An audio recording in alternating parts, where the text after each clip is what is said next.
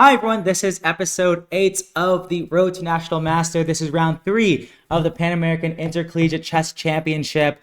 Today we just finished up playing against Sacred Heart University.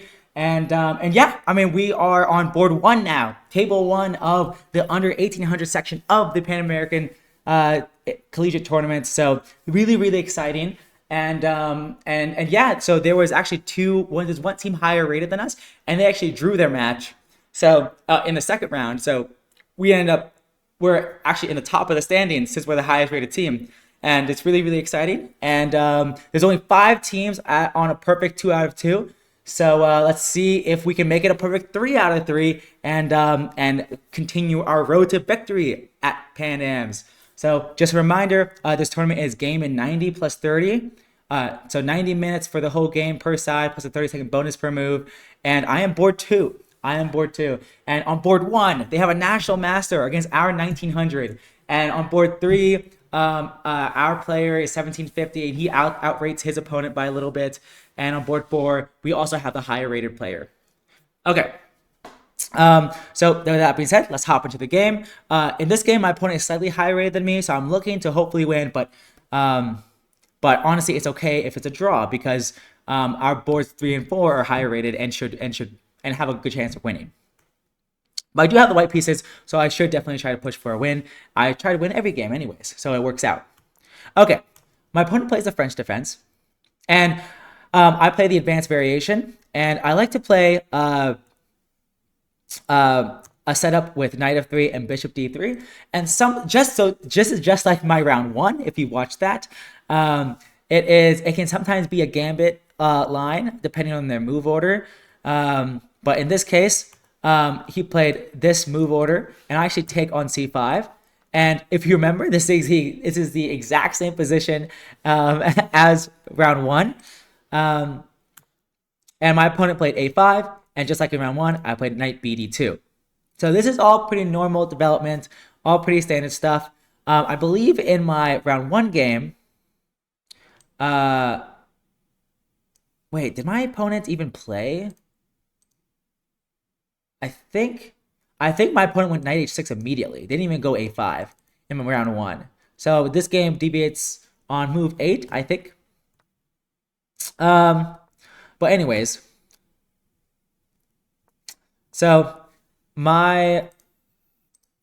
on this move, black has a few setups. They could go f6 if they wanted to. They could go a4. They could go I don't even know what other options are. They could even go knight e7, but that's not that good because you lose the bishop. You give up the bishop pair, and this dark squared bishop for black is usually their best minor piece. So you usually don't want to give up your dark squared bishop when, in the French defense, or even the Caracan, to be honest. Give it up for a knight if you don't have to, I mean. Anyways, but he plays queen c7, which is a really interesting move order, because now if I go knight b3, he's going to drop the bishop back this way, presumably, and still have the e7 square for the g knight. So I just thought that was actually really interesting. I don't think this is the best move according to the engine. So I know it's not the best move. So I was like, this is kind of interesting. But it's still totally playable, I imagine. And a game is a game. So I played queen e2. I was debating on whether or not to go knight b3 first. I couldn't really decide. I thought for at least 7 or 8 minutes here, because if I go knight b3, I know he's going to drop his bishop back, and then I can go queen e2. But if I go queen e2 first, he could go a4, preventing my knight from going to b3. So I was like, oh, should I allow a4? However, if he goes a4, I actually think, he is spending time. He spent like 2 moves in the opening pushing a5 and a4. I thought maybe I can play b4, and I think this position isn't that bad for me, or I think this is good for me, actually. I'd even go as far to say. But maybe after a4, I should not play b4. I'm not sure. I think this extra space is good, though. So I think overall, I'm a fan of if a4 in this position to play b4. Of course, he can take en passant, but I'm going to take I'll probably, yeah, can't take with back with pawn because the rook would be hanging.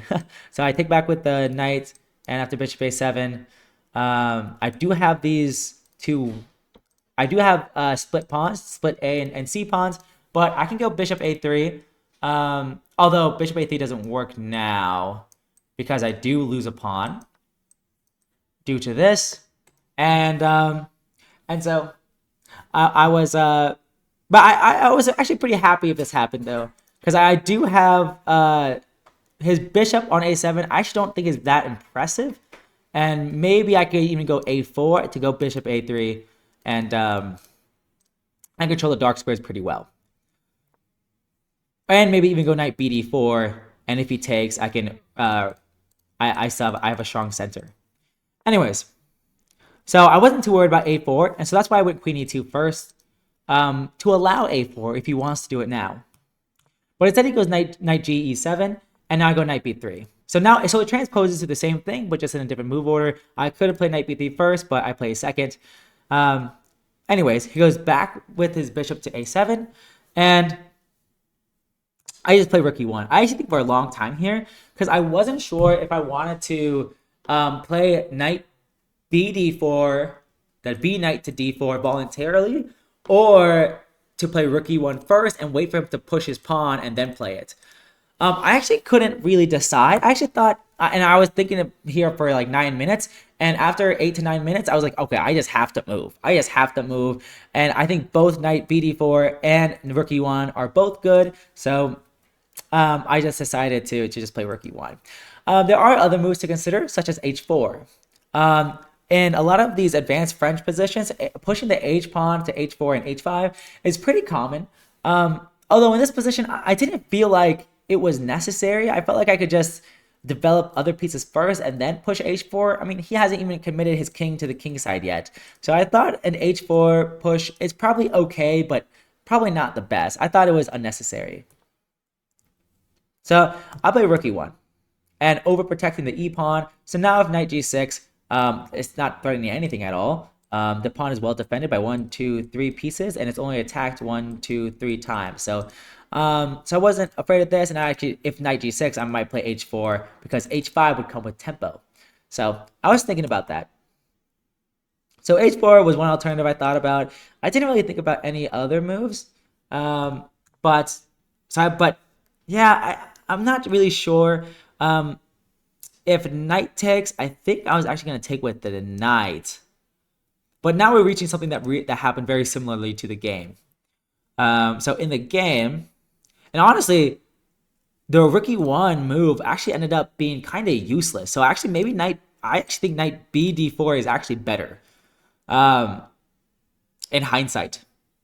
During the game, I couldn't decide which was better. But in hindsight, I think knight bd4 immediately is better. And yeah, so I wish I played it, but I did not. And I played rook e1. And now he plays a4. And I go here. And he gives up his dark squared bishop. I mean, I just told you that that it's not good to give up your dark squared bishop for a knight if you don't have to. But in this case, he has a very concrete idea, which is that this this d pawn, it can't be defended by other pawns because this pawn is already too far advanced. So this d pawn is locked in place, can't be defended by another pawn, and so his argument that this pawn is weak, and plus the b4 square is also weak, and he can hop his knight there. So it actually makes a lot of sense. So he had a concrete idea, and he uses it immediately. He attacks the pawn, and I have to decide how to play. And here I thought about two moves, which is bishop e3 and queen g4. Queen g4 counter-attacking and defending and attacking, and bishop e3 is defending. But after knight c6, I probably have to go queen g4 anyways if I want to defend. And I'm not scared about a move like queen b2 because I can go rook a b1 or probably rook a b1. And after c3, I honestly probably take here. Throw in that tempo, and I can I probably have to move my bishop. Probably. Maybe to f1. And here his king stuck in the middle, and I wasn't too scared about my prospects in a situation like this. So if he took on b2, I would be very happy. But he did not, because that would give me the open file, and my rook might be able to land on the 7th rank, being a very aggressively placed there. So he doesn't do that. Well, I don't play bishop e3 yet. I've actually played queen g4, and actually wasn't sure. Like before I played queen g4, I actually wasn't sure if I should play it or not. I saw that I would most likely have to play it anyways, because knight c6 is coming and my d pawn will be attacked twice anyways. But here he plays h5. And I actually think this is where the move order actually matters a lot, because if I take on g7 now, he can go rook g8 because the knight on e7 is still guarding the g8 square. If we go backwards for a second, after queen b6, if I go bishop e3, I'm guarding the pawn just fine. And after knight c6, now I can go queen g4, defending and attacking. But after h5, after I take on g7, the knight is no longer on e7 and is therefore no longer guarding the g8 square.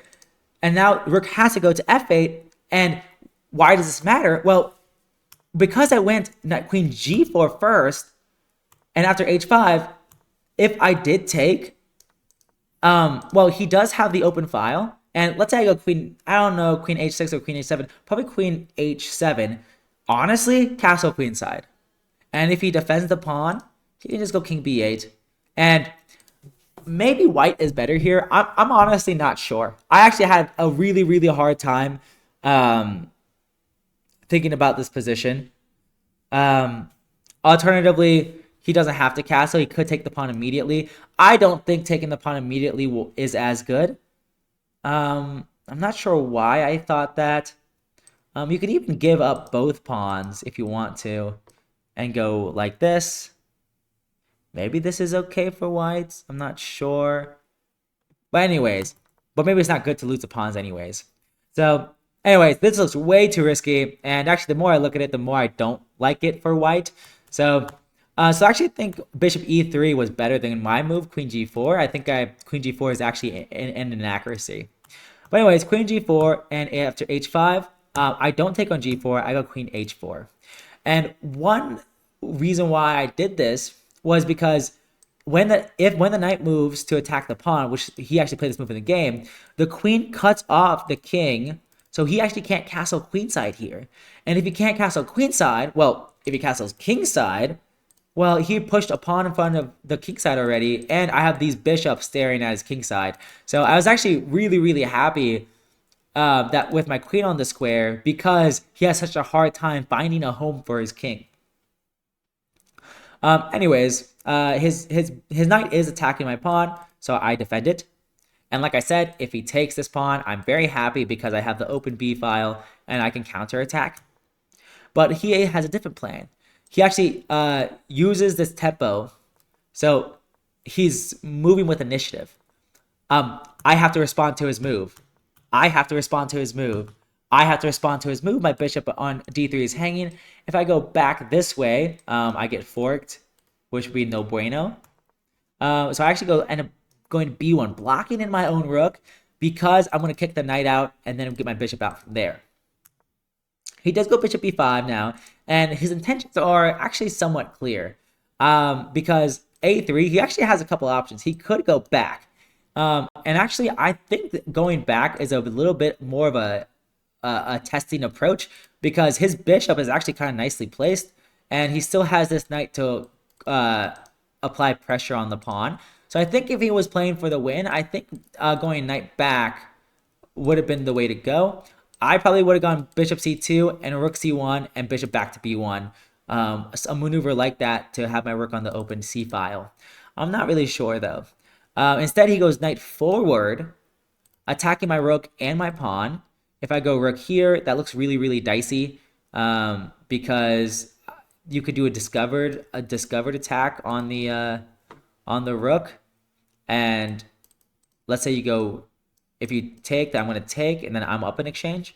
And if you go back, I can go here, and the rook is stuck on a2, so you can't really go rook e2. So instead, I just take, and now in a bishops of opposite color, late middle game or end game, you can even call it. So we're in but queens are on the board, so there are still checkmating chances. And opposite colored bishops, the rule of thumb is that the opposite colored bishops usually favor the attacker. So even though my bishop's kind of bad and his bishop is already kind of active, I was kind of already very happy. So I'm going to go bishop d2. I actually think for a long time here, at least 10 minutes. I do end up going bishop d2 because I actually want to cut off his king from castling. I actually thought, so if he wants to castle, now is the only moment he can castle. But it's kind of risky. Like, for example, this h-pawn is hanging. So I could take it now, and I was calculating this. But I wasn't sure if this is what I wanted to do.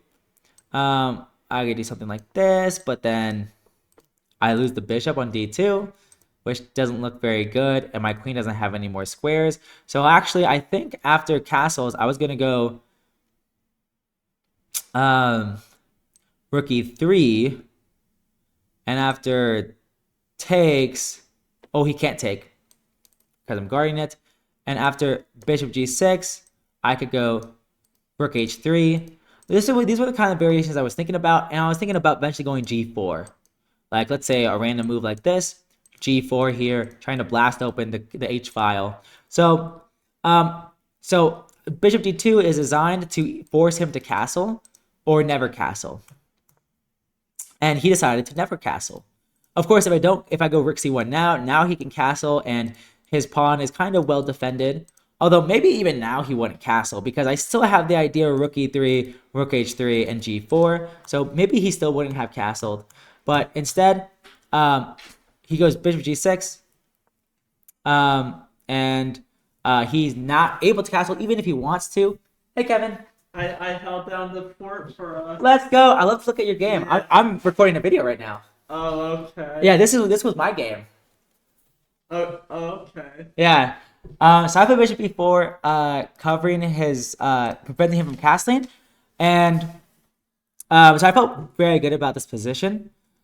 He goes queen d8 to try to trade off queens. It does feel like he's under a lot of pressure. I mean, he can't castle, and he's like, so trading off queens would be good for him, and it's gonna be very hard to win without the queens because it's opposite colored bishops, and he has a lot of his pawns on light squares, and I already have a lot of my pawns on dark squares. So we both have a respective a color that we're focusing on. For that reason, I declined the queen trade. And I want to continue applying pressure since he can't castle. After rook c8, I meet it with rook c1, and he plays king d7. He actually really surprises me here by playing king d7. But honestly, it makes a lot of sense because what else is there to do? In this position, yeah, I don't even know what other move there is. You could go queen b6 first. No, you can't. Your rook's hanging. So yeah, king d7 is probably the only move.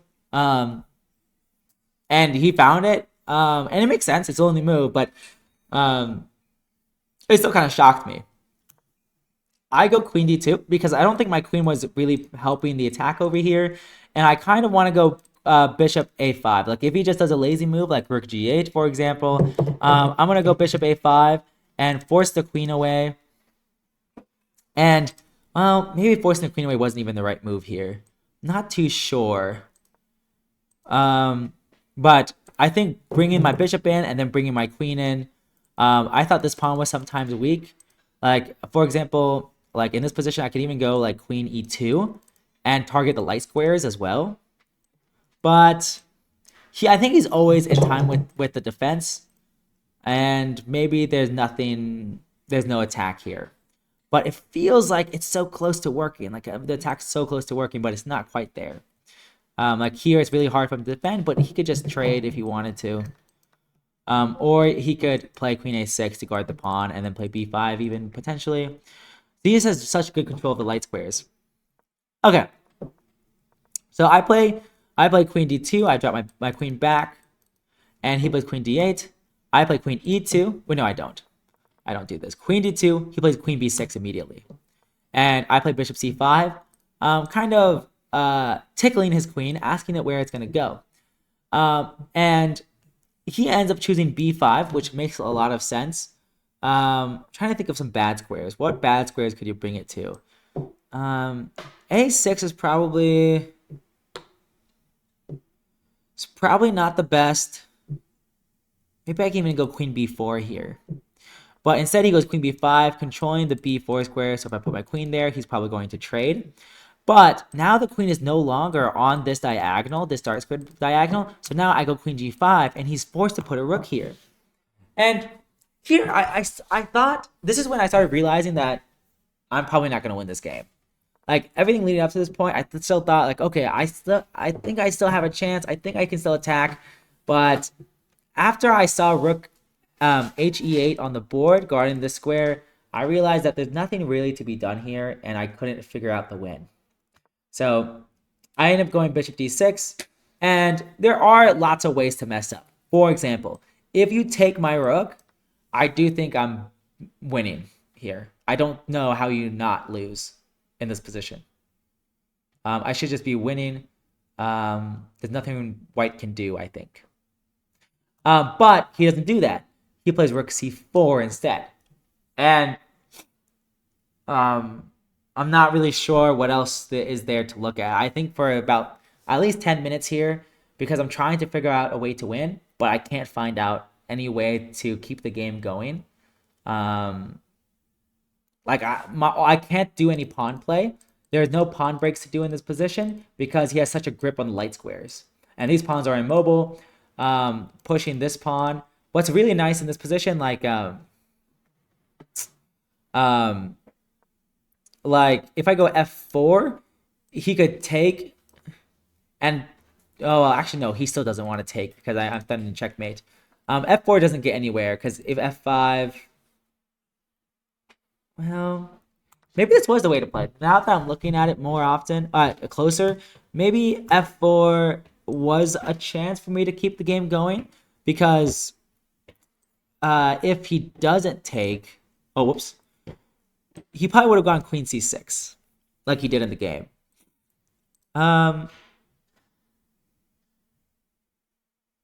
Yeah. Then I would have gone f5, defending my rook. And he probably would have taken. I'm trying to force e6. Well, I don't think this is helping me. I still think this is probably a draw. Anyways, but yeah, I ran out of ideas is my point. Rook c4 attacks the pawn. He's not threatening to take it because that would be checkmate. But and if I take, which is what I eventually do after bishop b4, he's gonna take with the pawn. So for example, he's gonna take with the pawn, and I don't have any open files anymore. And if I try to pile up pressure on this pawn, well, firstly, you can go bishop d3, guarding the pawn forever. For example, even now, well, not now, the pawn would be hanging. But let's say, I don't even know what to do. Like, let's say you shuffle your queen and something like this. Well, now the queen is no longer attacking on the king side. So now I can go bishop d3 and defend the pawn forever. So I realized the game was pretty much dead. Of course, if he takes with the queen, he loses the game immediately. But he's not going to take with the queen. So I realized that the game is kind of dead. I want to keep the game going. But now he forces the issue with queen c6. If I continue to do nothing and shuffle my bishop around, for example, bishop d6, he's going to actually... He still can't move this rook because of checkmate. So I guess we're just in a staring contest. So maybe I didn't have to... I guess he probably would have ran out of moves. But if I shuffle, he can shuffle. If I never take, he never takes. So actually, maybe this was the way to play. If I wanted to keep the game going a little bit longer, but I don't really see any way to make progress. So instead, I go bishop b4, and I accept that the game's going to end in a draw because I just take the rook. I play rook c1, and I offer a draw. So I really, really wanted to win because during the match, it looked like in the early middle game, it looked like the board one, who's playing the National Master, is going to a worse endgame. Equal pawns, but worse endgame. and I was looking, and I was very, very scared that he was gonna lose. Our board three won really early, so I was like, okay, good. So board one probably gonna lose. Board three already won, so we're 1-1. And then board four is up a pawn, but it might be a draw. So that means I need to win for us to win the match. Um, although I think at the time I thought board four was going to win, actually. Yeah, up a pawn. So I thought my game was really, really, really important. Although our board four is notoriously bad at endgames. So I was like, it might be a draw. I think I need to win. But it ended up being a draw. And my board four, by the time my game ended, the board four was still up a pawn.